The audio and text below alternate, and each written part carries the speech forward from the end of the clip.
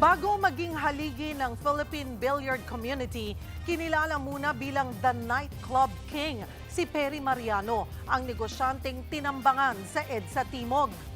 Live mula sa Quezon City, nasa frontline ng balitang yan, si Dave Abuel. Dave, anong update sa nangyaring ambush? Cheryl, nakaburol na sa isang punerarya dito sa Quezon City yung mga labi ni Perry Mariano, ang sakay ng mini SUV na pinagbabaril ng riding in tandem dyan sa bahagi ng EDSA Timog na ikinasawi rin ng kanyang driver. Nitong Martes, matatandaang walang habas na pagbabarilin ng riding in tandem ang mga biktima sa loob ng kanyang sasakyan. Naisugod pa sa ospital sina Mariano at driver nito pero pareho rin silang namatay kalaunan. Ayon sa pulisya, posibleng si Mariano ang target ng mga salarin. Dating Pangulo ng Association of Club, Karaoke, Disco Owners Operator si Mariano at binansagang Nightclub King.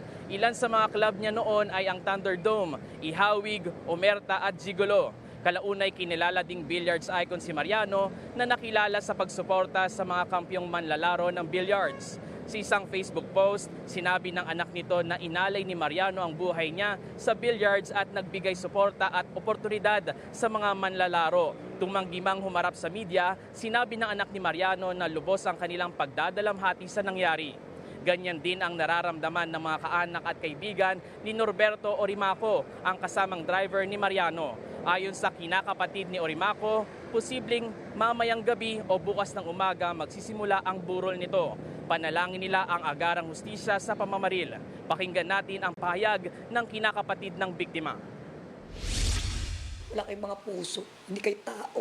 Hindi kayo marunong pumarehas sa mundo. Kapag dumating yung araw na kita-kita tayo sa harap ng mata ng Diyos, sana talaga, sana talaga sa impyerno kayo mapunta dahil wala kayong mga puso. Cheryl, ayon sa Quezon City Police District, nagpapatuloy yung isinasagawa nilang investigasyon dito sa krimen, maging dun sa pagtukoy sa pagkakakilanlan ng mga suspect. Yan muna ang latest, balik sa'yo. Maraming salamat, Dave Abuel. Mga kapatid, Cheryl Hosing po. Maging maalam at may pakialam sa mga napapanahong issue at headlines. Mag-follow at mag-subscribe na sa social media pages ng News 5.